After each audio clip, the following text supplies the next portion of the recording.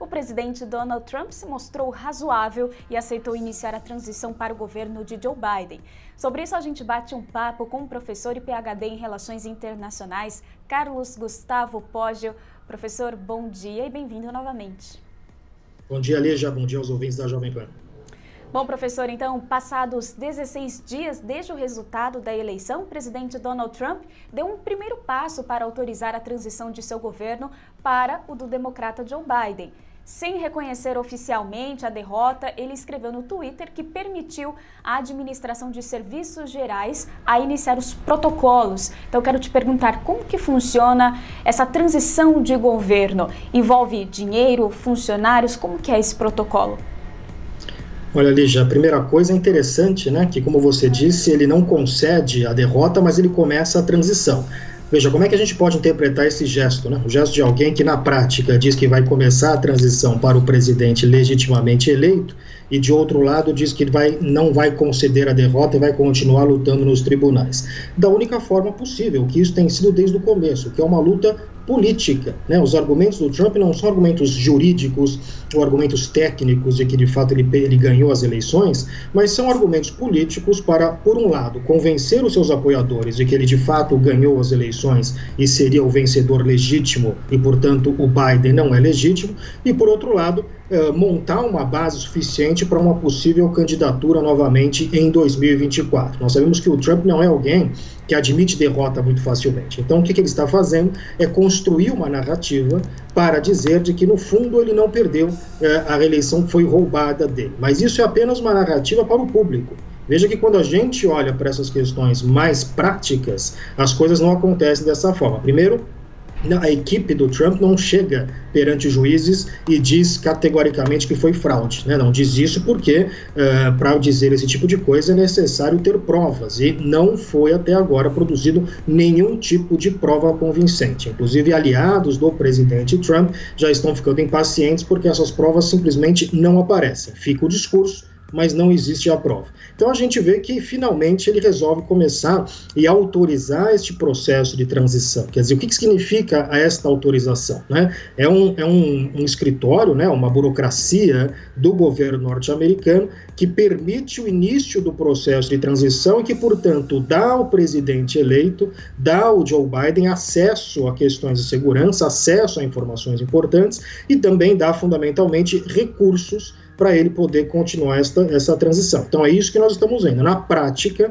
uma transição acontecendo, o governo Biden já montando, o futuro governo Biden, montando já o seu gabinete, e um presidente que fica no Twitter dizendo que não perdeu e que vai continuar lutando nos tribunais. Então é uma situação um pouco bizarra, né, nesse sentido, porque nós temos essa disputa política de um lado, mas a questão técnica, reconhecidamente, né, agora parece que esta atitude do governo do Trump deixa claro que o próprio Donald Trump percebeu que as chances dele conseguir alguma coisa no sentido de anular essas eleições são bastante remotas, né? Então o que a gente começa a ver agora é, ainda que um pouco atrasado, um processo de transição no qual o Biden passa a ter acesso a algumas informações e passa a ter à sua disposição alguns recursos para iniciar esse processo, que é um processo custoso.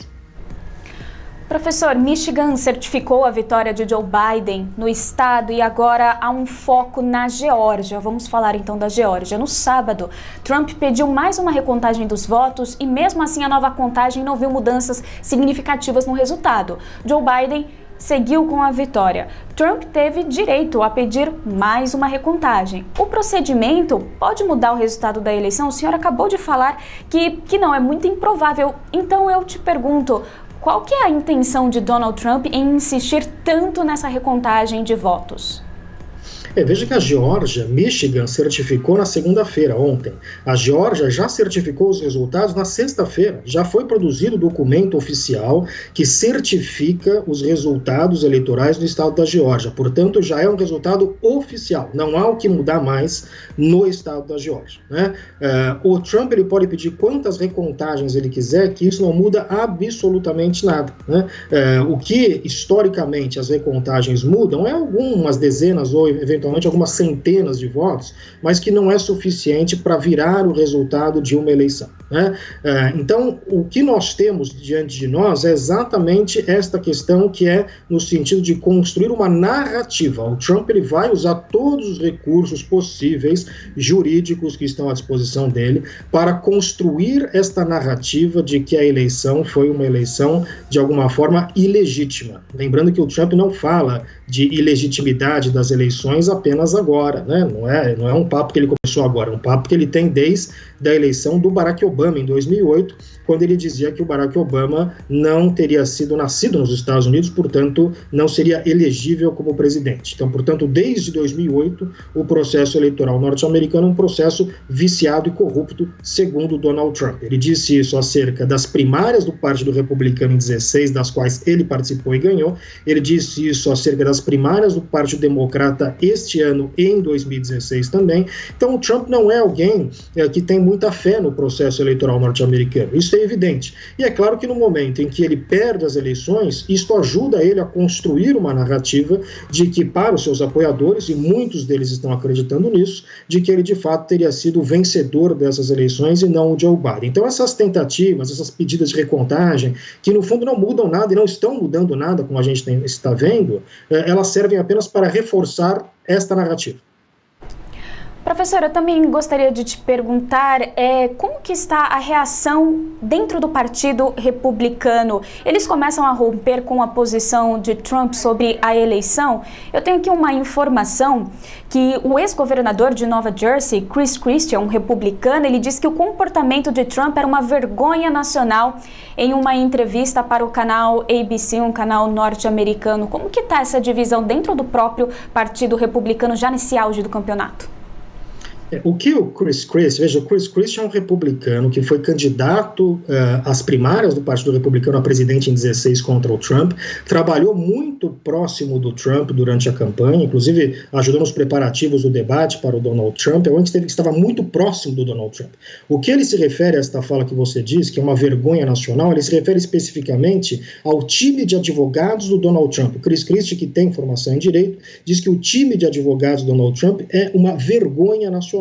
E isso é um fato que tem sido comprovado. Veja, a última coletiva de imprensa que nós tivemos dos advogados do Donald Trump, aquela em que alguns das pessoas que nos ouvem devem se lembrar da tinta do cabelo do Giuliani, que é o advogado pessoal do Donald Trump, escorrendo no meio de uma entrevista em que ele suava bastante, ou seja, uma situação em que, do ponto de vista estético, né, que aquilo também, a parte da disputa política, né, foi bastante problemática. Nós tivemos uma advogada que nesta conferência de imprensa alegou que as eleições teriam sido uma grande fraude organizada junto com o Hugo Chávez, que morreu já faz alguns anos, o George Soros e aquilo que ela chamou de dinheiro comunista, né? Foi algo tão absolutamente bizarro e assustador de assistir, uma teoria da conspiração tão sem base nenhuma, que ela própria, a própria equipe de advogados do Trump se sentiu forçada, alguns dias depois, a dizer que esta advogada, que chama Sidney Powell, não faz parte da equipe de advogados do Donald Trump. Então, veja, você tem uma equipe de advogados que está dizendo constantemente que houve uma fraude organizada nas eleições americanas, mas que quando chega nos tribunais não consegue comprovar e não consegue demonstrar. Houve uma recente decisão de um juiz que foi bastante categórico nesse sentido ao rejeitar uma dessas ações da campanha do Trump, ao dizer que não há nenhuma prova e que, portanto, ele rejeitou completamente estas ações. Foi, inclusive, uma peça bastante dura contra a campanha do Donald Trump nesse sentido.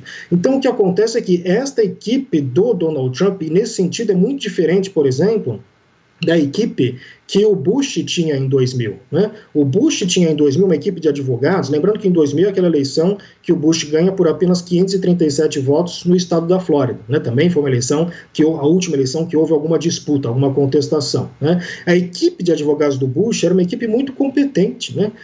Por exemplo, 3 dos advogados que faziam parte dessa equipe hoje são juízes na Suprema Corte. A equipe do Donald Trump praticamente quase que um circo. Né, porque não tem nenhum tipo de advogado sério nesta equipe, e isso ficou muito claro nesta coletiva de imprensa recente que nós verificamos. Então, nesse sentido, o próprio Chris Christie, republicano, próximo ao Trump, e outras pessoas no Partido Republicano, já estão começando a ficar constrangidos com essa atuação da equipe de advogados do Donald Trump, porque eles já não estão mais dispostos a sustentar essa narrativa.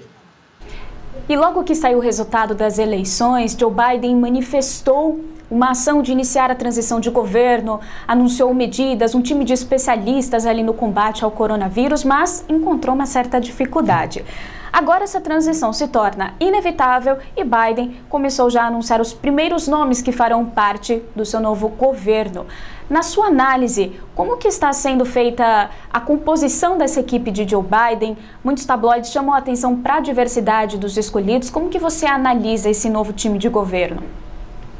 A gente já consegue ver nessas escolhas do Biden algumas pistas de como ele pretende governar, né? Claramente ele está bebendo da sua experiência enquanto vice-presidente do Obama, e muitas das pessoas que fazem parte da administração, ou que farão parte da administração do Biden em 2021, vêm diretamente deste círculo que ele construiu durante a administração do Obama. São pessoas, portanto, que faziam parte daquele processo durante o governo Obama entre 2008 e 2016. Né?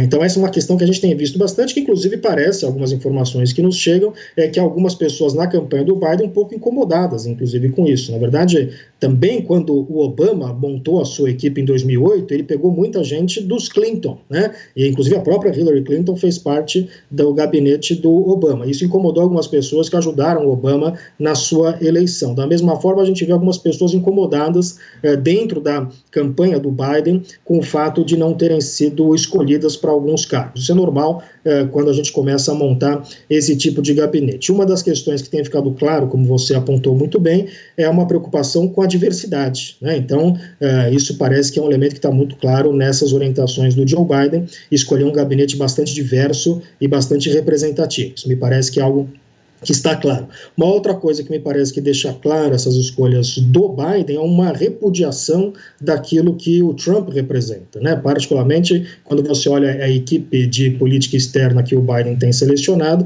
é uma equipe que é contrária a esta ideia do Donald Trump de desvalorização de alianças e de instituições multilaterais, inclusive algumas apontando até para uma ação mais intervencionista em política externa do que foi o governo Trump. A questão é essa que tem preocupado alguns analistas. Então, acho que essas são questões que começam a ficar claro nesta seleção do governo Biden. Falta a gente ver, uma das questões que eu tenho me perguntado, é como é que ele vai acomodar, e se ele vai acomodar, algumas das pessoas que concorreram com ele nas primárias, né? Se vai ter, por exemplo, espaço para o Bernie Sanders na administração do Joe Biden, se vai ter espaço para Elizabeth Warren, se vai ter espaço para o Pete Buttigieg, que é um candidato bastante jovem, que parece que pode vir a fazer parte da administração Joe Biden. Essas pessoas são pessoas que concorreram com o Biden durante as primárias, né? Vamos lembrar que a Kamala Harris também concorreu com o Biden e hoje é a vice-presidente dele. Então essa é uma das questões que ainda está em aberto, né? Qual vai ser o papel